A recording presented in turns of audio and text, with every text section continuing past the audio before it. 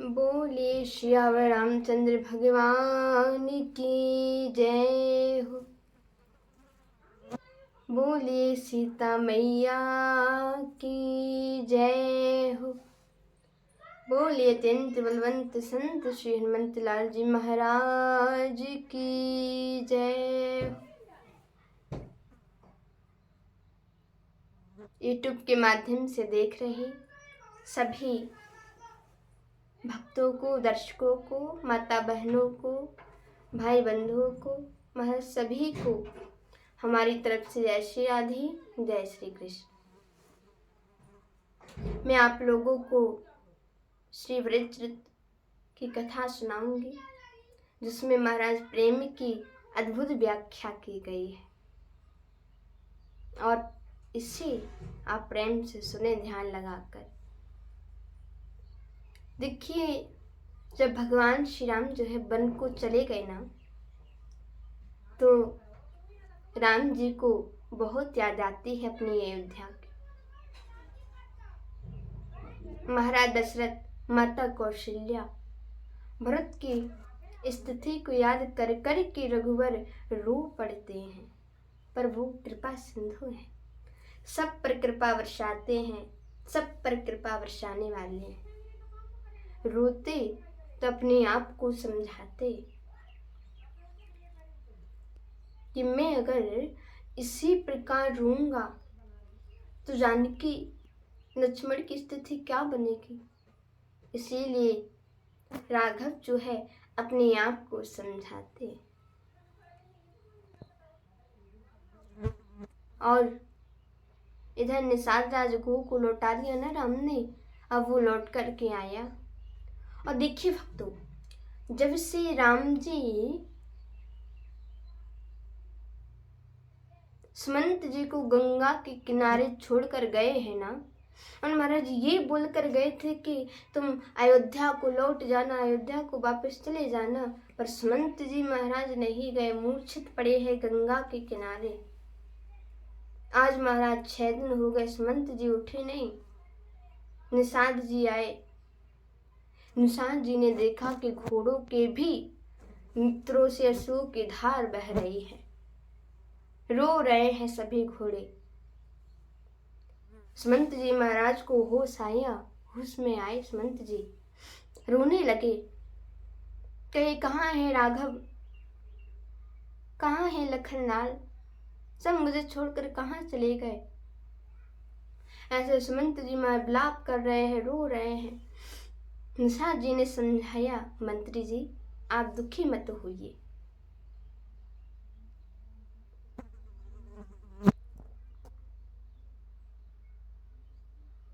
आप रोइए मत।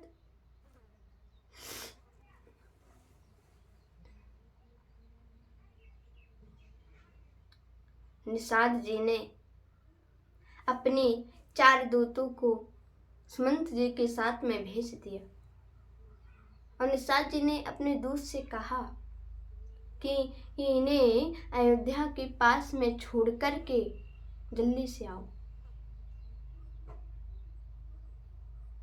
सुमंत जी महाराज जा रहे हैं अयोध्या की ओर, और महाराज सोचते जा रहे हैं कि मैं राघव को लेकर नहीं आ सका, महाराज आप क्षमा कर देंगे ना मुझे। और सोचे महाराज कि यदि मैं शाम को जाऊंगा ना,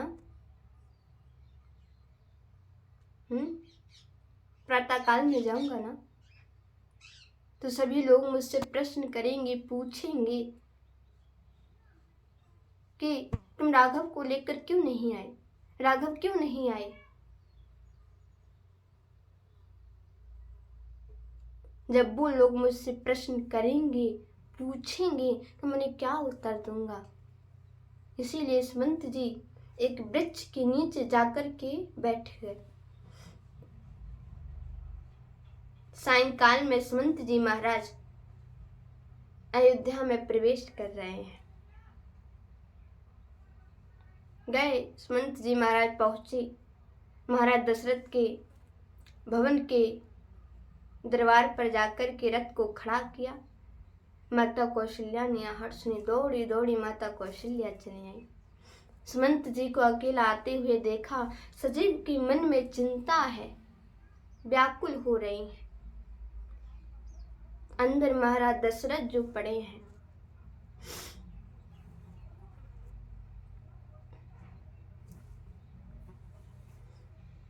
हे राम हे राम हे राघव हे लखनलाल, ऐसे महाराज वो जो हैं रो रहे हैं। दशरथ जी पड़े पड़े।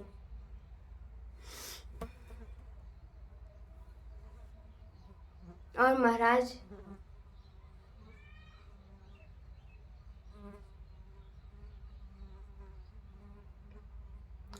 उनके मुख से केवल राम नाम का शब्द निकल रहा है। सुमंत जी अंदर जाकर के गए। अंदर जाकर के देखा तो आसन शयन विभूषण हीना, हरे भूमि तल निपट मलीना। दशरथ जी महाराज बिना आसन के, बिना किसी वस्त्र के जमीन पर पड़े हैं। और महाराज उनके नेत्रों से अश्रु की धार बह रही है, रो रहे हैं। सुमंत जी ने सोचा कि महाराज के शायद प्राण इसीलिए रुके थे, ये सोच करके कि सुमंत मेरा एक सज्जन व्यक्ति है, क्योंकि मैंने उससे कहा है कि 2-4 दिन राम को वन में घुमा करके अयोध्या को ले आना, वो जरूर लेकर के आ रहा होगा। सुमंत जी ने जाकर के उनको प्रणाम किया, महाराज दशरथ को। महाराज दशरथ ने कहा, कहाँ है मेरा राम, कहाँ है मेरा लाडला लखन, कहाँ है बेटी जानकी। मैंने तुमसे कहा था ना कि 2-4 दिन राम को भ्रमण करा कर के वन में और अयोध्या को तुम वापस लेकर के आना। कहाँ है मेरा राम, तुम लेकर के आए?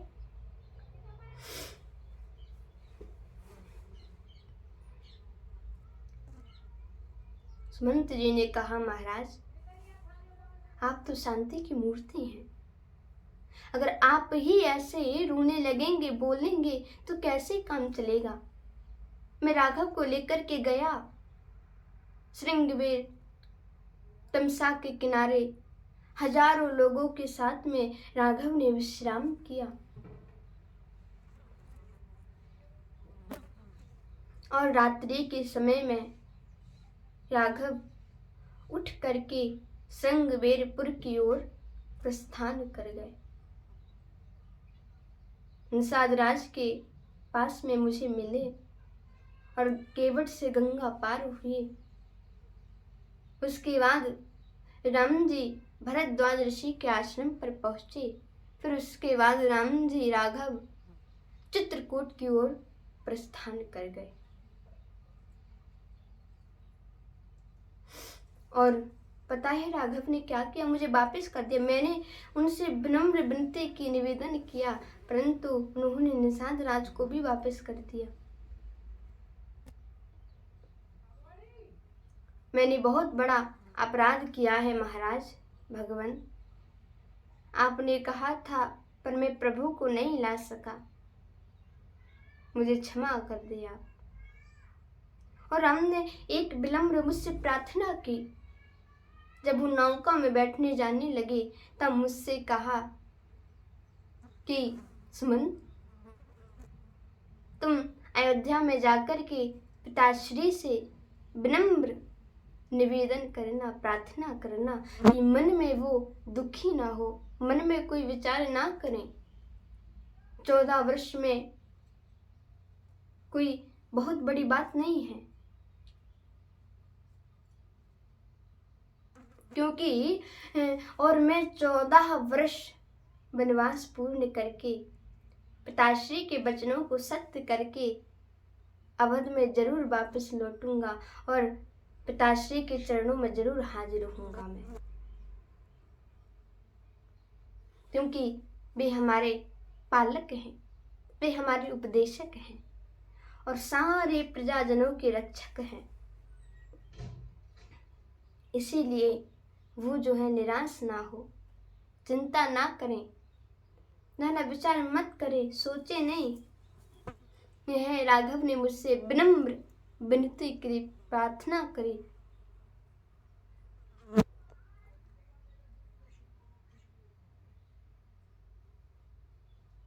और जब ये बात दशरथ जी महाराज सुने, महाराज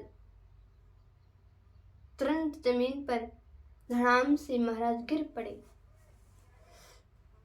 रोने लगे, कहे कि अरे सुमंत, मैं कितना बड़ा पापी हूं। मैंने राघव को वन भेज दिया, कैकेयी के वचनों में आकर के मेरे राम को वन जाने की अनुमति दी, पर मेरे सुशील राघव ने एक बार भी मुझसे नहीं पूछा, एक बार भी मुझसे प्रश्न नहीं किया कि मेरा अपराध क्या है पिताश्री, मेरा दोष क्या है, आप मुझे वन क्यों भेज रहे हैं। मेरे सुशील राघव ने मुझसे एक बार भी नहीं पूछा। इतने यज्ञकारी पुत्र को वन भेजने के बाद भी मेरे शरीर में प्राण सुरक्षित है, क्यों है। इससे बड़ा पाप मेरे लिए और क्या हो सकता है। कौशल्या आओ देवी, मेरे पास में आओ। माता कौशल्या माता सुमित्रा हाथ पकड़ के खड़ी हैं महाराज के। महाराज ने रोते हुए कहा, देखो देवी, मैं सत्य कहता हूं कि जो व्यक्ति अन्याय करता है ना, उसको भोगना पड़ता है। करने का फल तो सबको देखना पड़ता है देवी। माता कौशल्या ने, सुमित्रा ने, दोनों ने कहा, नहीं महाराज, आप धीरज रखिए, अभी तुम देखना राघव जल्दी लौट करके आएंगे। महाराज ने 6 बार राम कहा, राम राम राम राम राम राम, क्योंकि राम को अयोध्या छोड़े हुए 6 दिन हुए थे, इसीलिए महाराज दशरथ ने 6 बार राम कहा और उनको याद कर करके महाराज ने अपने प्राणों को भी त्याग दिया।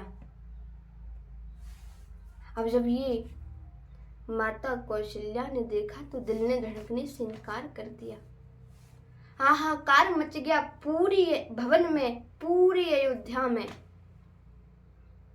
दास दासियां विलाप करने लगी, रानी विलाप करने लगी, दास दासी इधर उधर दौड़ने लगी।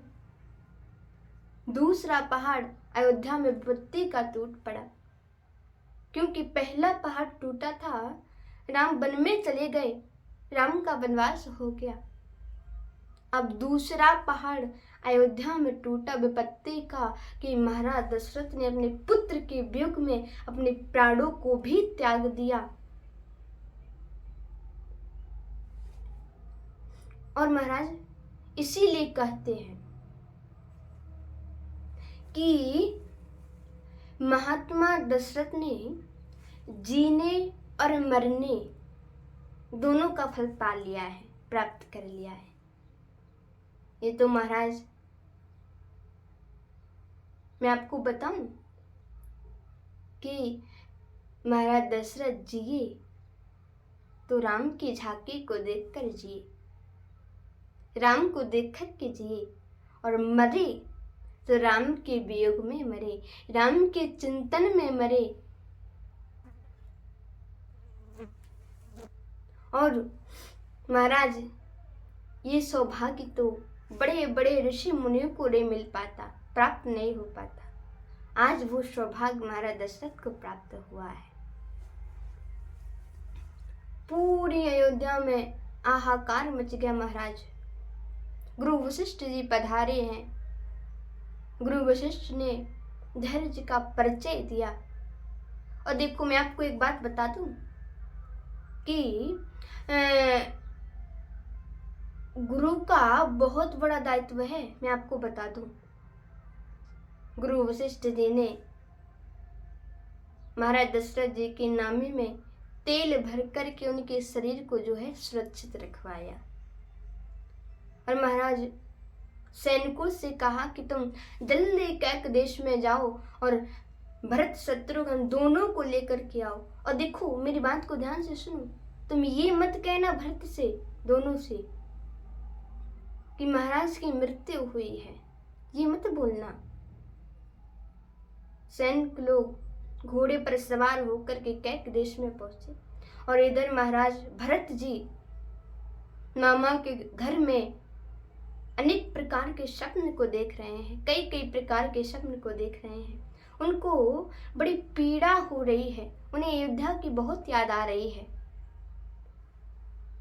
सैनिकों को आते देखा, भरत ने कहा, क्या बात है, बोलो ना, अयोध्या में सब ठीक ठाक तो है ना?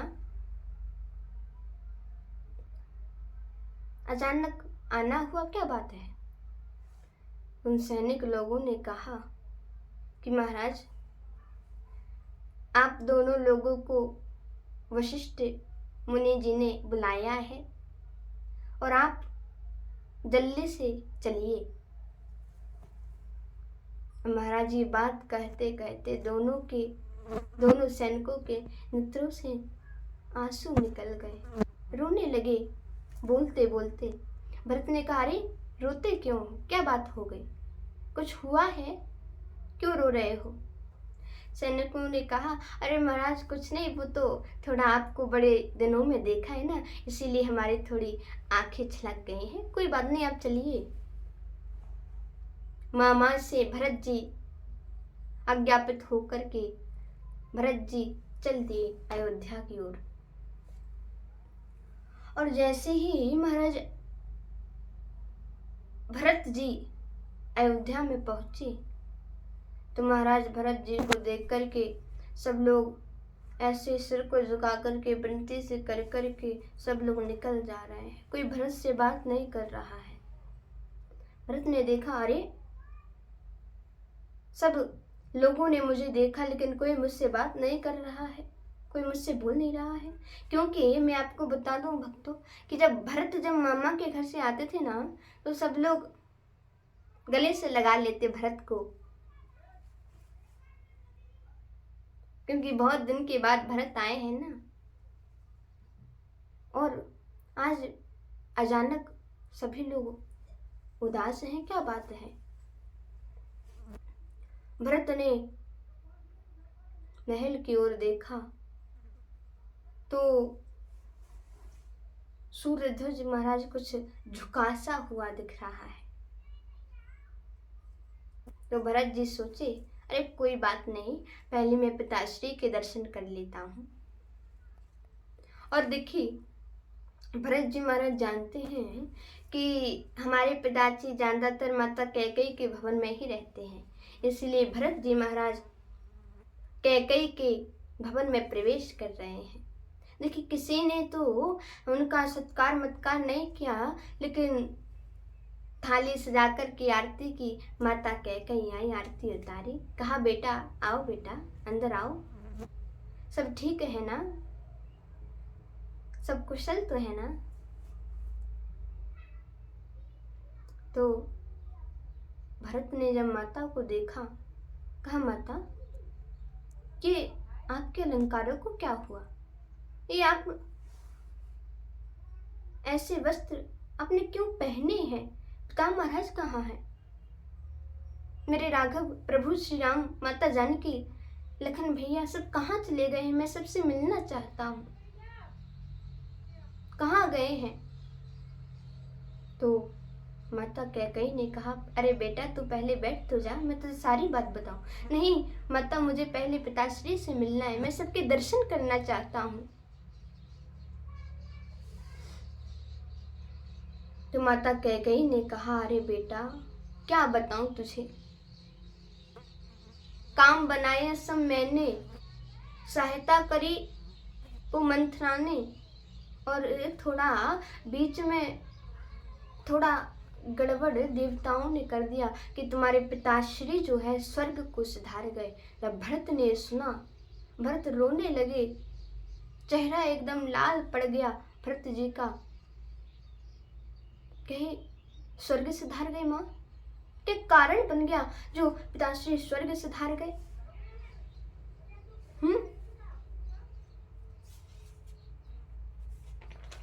वे तो पूर्ण स्वस्थ थे, उन्हें कोई तकलीफ तो नहीं थी माता।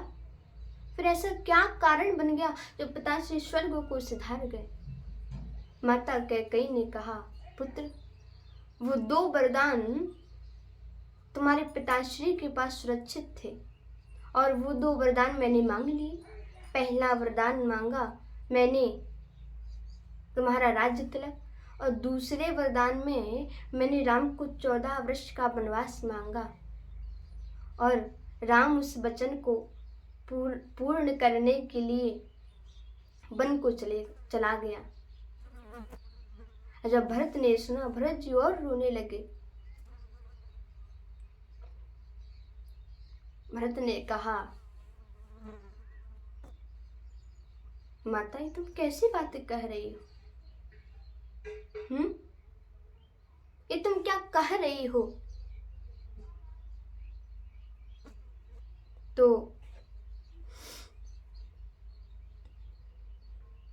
माता कैकेयी ने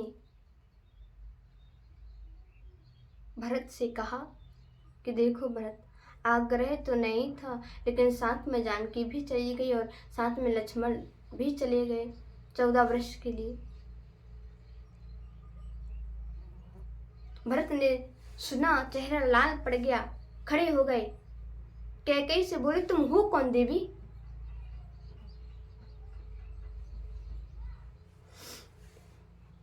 तुम्हें यह अधिकार किसने प्रदान किया?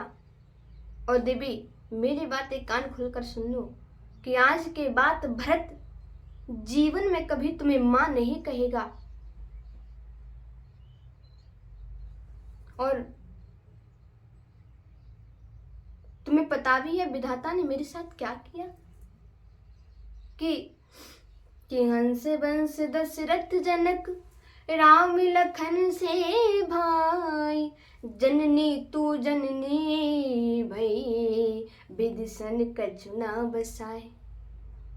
मेरा कितना बड़ा सौभाग्य है कि मुझे धर्मपरायण धर्मधुरीण पिता दशरथ जी मिले।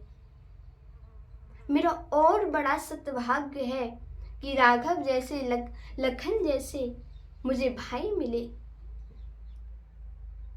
लेकिन विधाता ने मेरे भाग्य में ऐसा क्यों किया कि तुम्हें मेरी जननी बनाया, तुम्हें मेरी मां बनाया? विधाता ने ऐसा क्यों किया मेरे साथ में? लेकिन देवी, मेरी ये बात कान खोलकर सुन लो कि भरत के रहते भरत अयोध्या का सम्राट बन जाए, ये भरत कभी देवी पूर्ण नहीं होने देगा तुम्हारे वरदान वचन। मैं सत्य कहता हूं, ये कभी पूर्ण नहीं होने देगा भरत। ये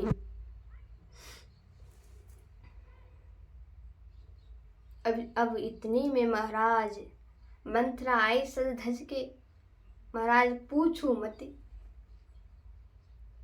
शत्रुघ्न जी ने तो उसमें गुस्सा से रात मार दी, बेचारी औंधे मुंह गिर पड़ी और उसके केस पकड़कर खींचकर शत्रुघ्न जी लाने लगे। भरत ने कहा, अरे इस बेचारे को क्यों मार रहे हो तुम? इस बेचारी ने तुम्हारा क्या बिगाड़ा है? इसका दोष नहीं है इसमें। भरत ने कहा, भैया अब तो मुझे जल्दी इस महल से ले चलो माता कैकेयी के भवन में, शायद माता के चरणों में मुझे कुछ आराम मिले। भरत जी माता कौशल्या के भवन में प्रवेश कर रहे हैं। गए और महाराज माता कौशल्या की तो परिस्थिति बदल गई। भरत जी ने माता कौशल्या के चरणों में प्रणाम किया। भरत ने कहा, मां, सब पिता प्रभु श्री राम, लखनलाल, माता जानकी सब कहाँ चले गए? मैं उनके दर्शन करना चाहता हूँ, मैं उनसे मिलना चाहता हूँ। माता ने समझाया, कहे विधि का विधान, विधि का विधान है पुत्र, इसमें किसी को दोष नहीं दे सकते। भरत ने कहा, नहीं माँ, ये सब माता कैकेयी की वजह से हुआ है ना? माता ने कहा, नहीं बेटा, इसमें किसी का दोष नहीं है, तुम्हारी माता का तो इसमें बिल्कुल भी दोष नहीं है। अब इतनी में अरुंधति गुरु माता आ गई। तो माता अरुंधति गुरु माता ने सुना तो कहा, माता कौशल्या, ये आप कैसी बात कर रही हैं? सारा संसार इस बात को जानता है कि कैकेयी ने महाराज से वरदान मांगी, 2 वरदान मांगे। सारी प्रजा जानती है इस बात को कि राम के वन गमन का पूर्ण कारण कैकेयी है। महाराज का स्वर्ग सिधारने का पूर्ण मां कैकेयी है। मां कौशल्या ने कहा, नहीं नहीं, ऐसा मत कहिए, मैं कैकेयी को कभी दोषी नहीं मान सकती, कैकेयी में बिल्कुल भी दोष नहीं है। तो गुरु माता ने कहा, अच्छा दोषी नहीं है तो इसका प्रमाण आप क्या देना चाहेंगे? कुछ दीजिए ना, इसका प्रमाण कुछ होगा। तो कैकेयी, तो कौशल्या मैया ने कहा, हे गुरु माता, अगर कैकेयी दोषी होती ना तो कैकेयी भरत जैसे संत को कभी जन्म दे ही नहीं पाती, अगर कैकेयी दोषी होती तो। भरत ने सुना, भरत जी रोने लगे, माता के चरणों में जाकर गिर पड़े। बड़ा भारी उन्हें कलेश हुआ। पर आज के बाद भरत ने माता को कभी जीवन में, माता कैकेयी को मां नहीं कहा कभी जीवन में।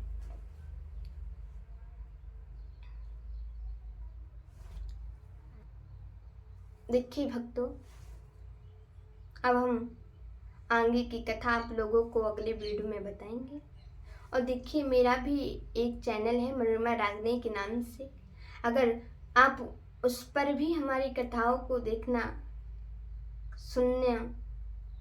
सुनना चाहेंगी ना, तो आप हमारी कथाओं को उस पर सुन सकते हैं। और हाँ, हमारी वीडियो को ज़्यादा से ज़्यादा लाइक करिएगा, शेयर करिएगा और कमेंट में जय श्री राधे जरूर रखिएगा। जय सिया राम, जय जय हनुमान।